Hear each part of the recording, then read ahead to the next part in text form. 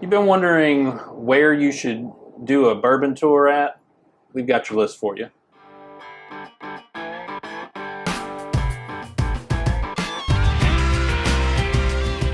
Welcome back to another edition of Bourbon Kingdom. I'm David. And I'm Zach. And today we are going to talk to you about our top 6 distilleries to go and do a tour on. Yeah, or visit, drink at. Yeah. Hopefully get some bottles at. Always. Stuff like that. At the end of the day, the bottle is the important thing. Yeah, so, yes, because there's only so much you can hear. Has to be 51% corn. Yeah. Has to be produced in Kentucky. Yeah. Blah, blah, blah, blah, blah. Yeah.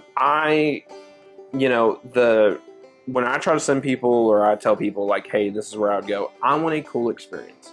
For sure. I think cool experiences is up there. And part of that cool experience is getting bottles. Yeah.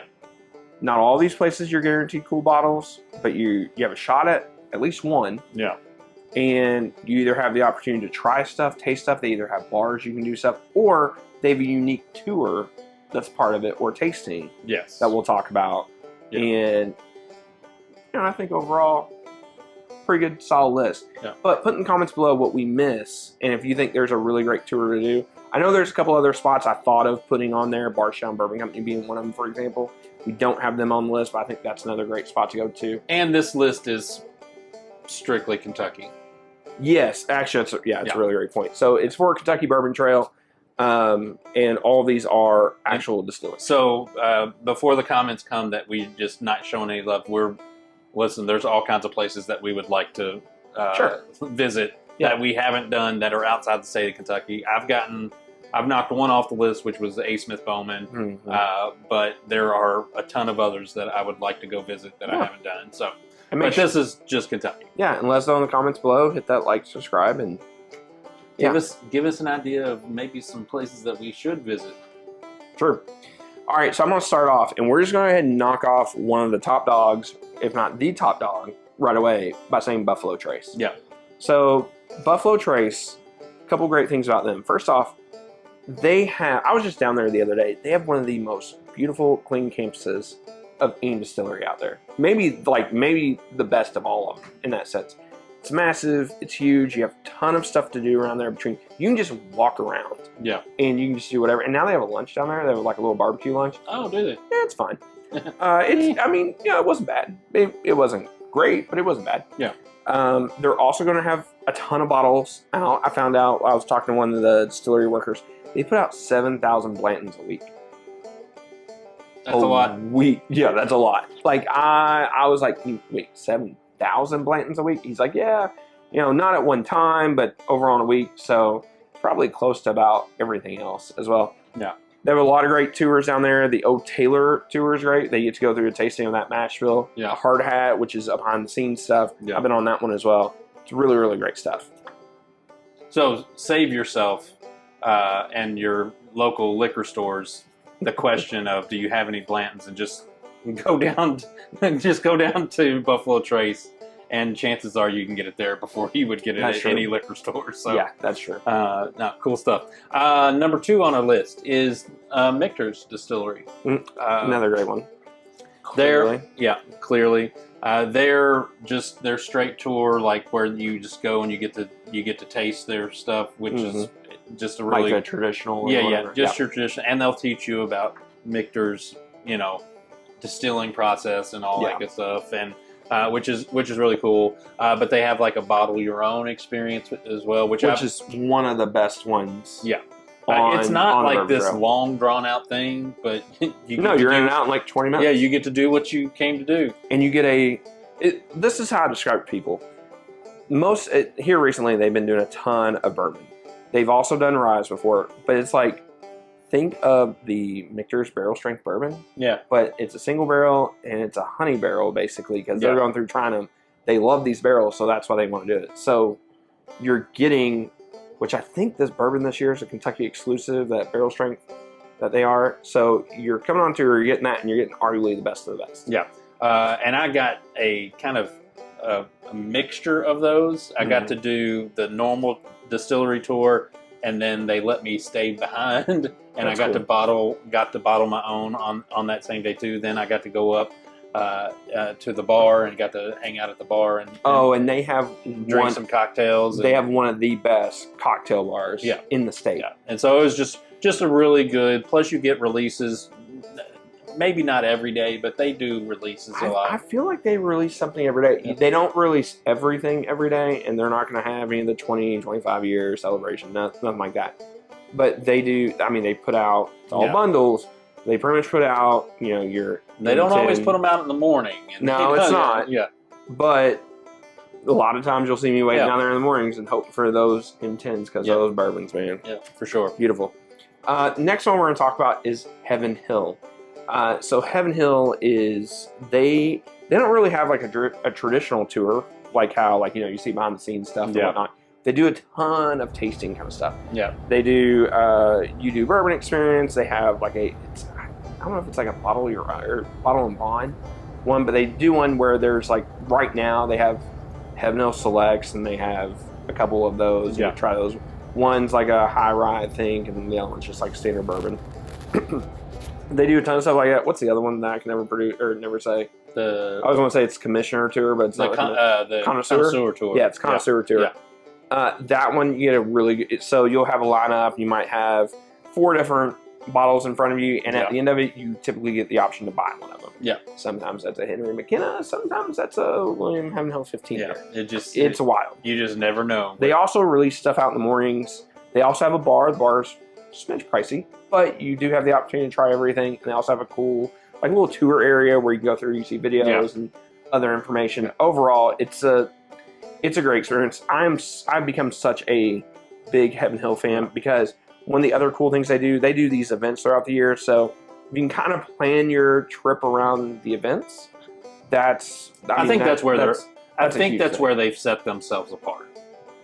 Oh, yeah, I agree. I feel like that's where they've set them. And I'm not even counting just the Christmas event. Like, Christmas event's crazy. No. But, like, they pretty much do some kind of small to medium-sized event for any of their big releases now. They did it for the Heaven Hill 17-year, 20-year corn, William Heaven Hill 15-year. Yeah. And they do these tastings and these events, and it is just top of the line. Everything that they do event-wise is legitimately to a whole nother level. Yeah.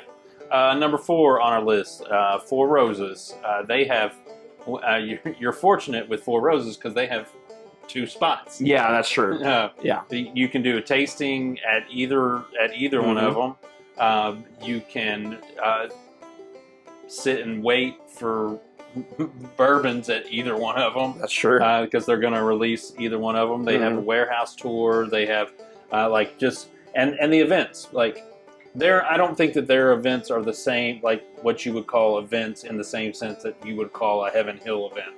They're a little different. But they have specialty releases where they make it a big deal. Yeah, where they did the 18.5-year, I think that was an event release bottle. Yeah. But the cool thing is about when Four Roses does an event, you always basically see Brent. Brent's always sitting there hanging out. Yeah. And it's like what I ran into him, and I was nudging him a little bit this past week. I was like, hey man, when are we releasing something good? And he was like, well, don't you already know? You already know everything else. Like, you guys seem to always find it out anyways. You're always up here waiting. But I was joking around with him. But they're so friendly down there. And I think they do such a great job between the events and everything they do. Yeah. They also have a really awesome tour. It's like a sip and walk tour. Yeah. They basically make a cocktail and then you get to go do like the tour behind the scenes and all that kind of stuff. And I just think that's very different. Yeah. Most time whenever you're walking and you're doing that stuff, you don't really get anything to drink. But it's like, you can do that. I think that's pretty cool. Yeah. Next one on the list, number 5. One of my absolute favorite distilleries to go to because I think the whole setup's really awesome. Stitzelweller Distillery. So they do a couple things down there really great. First off, just the whole environment of Stitzelweller. It's the old gun club. Yeah. I think it's what they call it. Or garden and gun club or something. It is one of the coolest old school kind of like distillery vibe that you'll see. They have a ton of like older bottles in there you get to look at, just the environment and just how it's all designed. They have a small like little bar area where you get to try all their new stuff. They also do a lot of great cocktail stuff. One of the things that I think really separates them from a lot of other distilleries, and I didn't really realize this until talking to you guys who write us about your all's experiences on the Bourbon Trail, is they have a ton of cocktail tastings. And which a lot of people are like, yeah, my wife or my husband who doesn't really like bourbon, who went with me, but they're huge in the cocktails, or we're both huge in the cocktails. We went and did that, and it was just such a great change of pace for everything. Yeah. They also do some cool events there. It's like kind of like, they'll have like a big setup outside whenever they release some kind of new magazine or something down there. And then also talking about releases that they do down there. Basically, as long as they have them in stock, they release one one Blade & Bow 22 year once a day. It ain't cheap. No. But when they got them, they release and they sell one a day. So get the opportunity. This one's on my short list. This is actually one that I've not been to yet, and so it's on my short list. Yeah, Dave and I were talking about this. I'm like, dude, you got to go. Yeah, it's seriously, it's awesome. I just love the vibe of it, and it's like tucked away. I think it's over technically in Shively area. It's in like the city of Louisville, but it's tucked away, and you're like, why am I driving through this area? And then all of a sudden you're driving, it's like, whoa, there's rick houses over here. Oh, Stitzelwell. Yeah. Stitzelwell. Oh, there it is.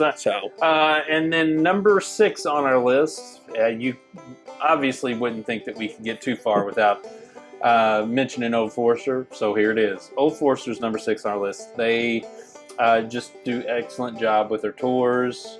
And generally with their tours, there's a chance to get a bottle. There is a chance. And you don't know what it's going to be. But like it could be a 117 series. It could be a birthday bourbon. Yeah. President's Choice. I haven't seen. Could be a single barrel. Yeah. Any of those things. There's a chance to get something. Usually, if you go on a tour at Old Forester, chances are you're going to have a chance to get something. Yeah. What it is, you may be disappointed with, but maybe you won't be. Maybe you'll be happy about it. So they also have a great bar down there. They do have a good bar. You can pretty much try most of their recent stuff within like the last 5 years. Yeah. They'll have President's Choices out there where you can try the different single barrels, you can try cocktails, all that kind of stuff. And to give some Old Forester some credit, they just did an event. I think it was like their 5-year anniversary. Yeah. Where they did a whole bunch of tours. They were jam-packed throughout the day. It was nonstop. Yeah. They did an awesome job with that. So totally give them credit for that. I'm hoping that they start bringing that kind of stuff back and they start doing more. Yeah, because I think where they're at, they could host, like they could do some event-based stuff like Kevin Hill does. I agree. I think they should. Yeah. I know they said where they used to, because they used to do events back there in the day. And I think they turned some of that into like a combination of storage and now offices maybe. Yeah. I wish Old Forester would do more of that again. Obviously just because I'm a fanboy of it. Yeah. So obviously I hope for more of that. But yeah, for sure. Well, let us know what your distillery like experiences have been. We'd love to hear. Like we will update these lists if we hear of cool things going on in some places that maybe we haven't visited in a while or whatever. Because we always kind of want to keep it fresh and up to date on some of this stuff. So let us know. Till next time. We'll see you. We'll see you.